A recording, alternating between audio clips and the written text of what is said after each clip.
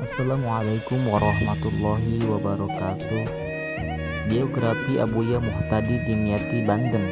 Kiai Haji Abuya Muhtadi Dimyati Al-Bantani yang bernama kecil Ahmad Muhtadi dilahirkan di Kampung Cidahu, Desa Tanagara, Kecamatan Cadasari, Kabupaten Pandeglang, Provinsi Banten.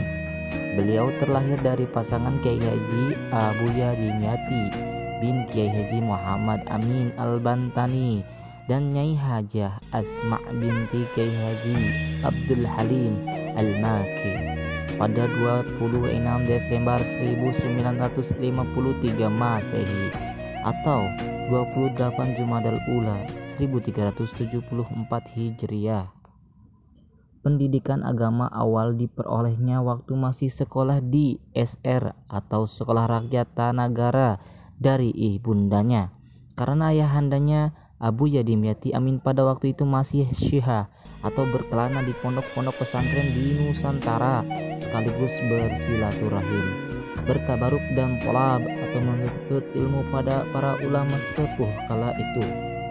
Setelah tamat sekolah rakyat pada tahun 1965 Masehi, beliau diajak oleh ayahandanya untuk ikut syiah, merantau atau menggembara, sambil terus-menerus digembleng pendidikan agama dalam pengembaraan selama 10 tahun, dan pada tahun 1975 Masehi beliau mengikuti ayahandanya iqomah di Kampung Cidahu, Desa Tanagara, Kecamatan Cadasari, Kabupaten Pandeglang, Banten, sambil merintis pondok pesantren.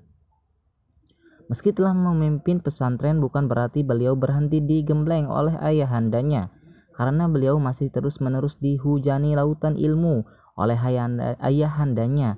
Beliau sampai akhir hayat ayahandanya, beliau pada tanggal 3 Oktober 2003 Masehi atau 7 Sya'ban 1424 Hijriah. Walhasil beliau ba'dal usmi atau mengerahkan seluruh kemampuannya mendalami ilmu agama selama 38 tahun dan berhasil menghatamkan banyak kitab ulama salaf dari berbagai cabang sampai berulang-ulang dan dikaji dengan sistem pendidikan pesantren salaf huruf demi huruf. Dari fan ilmu tafsir, beliau menghatamkan tafsir Ibnu Jarir At-Tabari atau tafsir terbesar dan tafsir Ibnu Katsir. Dari fan qiraah, beliau tidak cuma ahli dalam qiraah sab'ah tapi juga ahli dalam qiraah asyrah, di samping juga hafidh Al-Quran. Dari fan ilmu Al-Quran, beliau menghatamkan Al-Burhan, Al-Itqan dan lain-lain. Dari fan hadis ia menghatamkan kutub asyrah. Dari fan fikih ia sampai menghatamkan Tuhfatul Muhtaj, Mughnil Muhtaj, Asnal Matlaq, Asnal Mathalib, dan dari fan-fan lainnya yang ada 14 fan. Tidaklah berlebihan kalau beliau disebut dengan Mufti Asy-Syafi'iyah karena sudah menghatamkan dan menguasai 4 kitab pedoman mutakhirin Asy-Syafi'iyah: Tuhfatul Muhtaj, Mughnil Muhtaj, Nihayatul Muhtaj, Asnal Matalib, dan kitab Raudatul Talibin, pegangan para mufti, dan disebut dengan Al-Mutafannin atau orang yang menguasai berbagai fan ilmu agama, dan disebut dengan Al-Musni karena sudah disahkan untuk mengijazahkan kitab Sanad Kifayatul Mustafid karangan Syekh Mahfud Al-Tarmashi, dan disebut dengan Al-Mursyid karena beliau juga menguasai 14 fan tariqah dan menjadi mursyid tariqah Asyadijiliyah, dan disebut dengan Syekhul Masyayikh atau kiai para. Di setiap hari, terutama hari Sabtu, Ahad, dan Senin, di majelis taklim beliau berkumpul para kiai alim ulama seantero Banten untuk menyerap ilmu agama tingkat tinggi yang beliau ajarkan meneruskan majelis taklim yang diasuh oleh ayahanda beliau.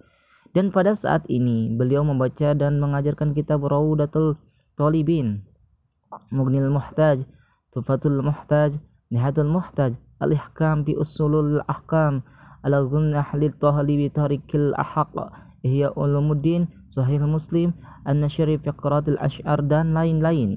Dan yang sangat jarang dimiliki orang-orang lain adalah ketajaman basyariah atau mata batin beliau, karena beliau adalah seorang ulama yang ahli tariqat. Bahkan semenjak umur 18 tahun sampai sekarang beliau masih menjalani sumudari atau puasa setiap hari bertahun-tahun, saumut thari.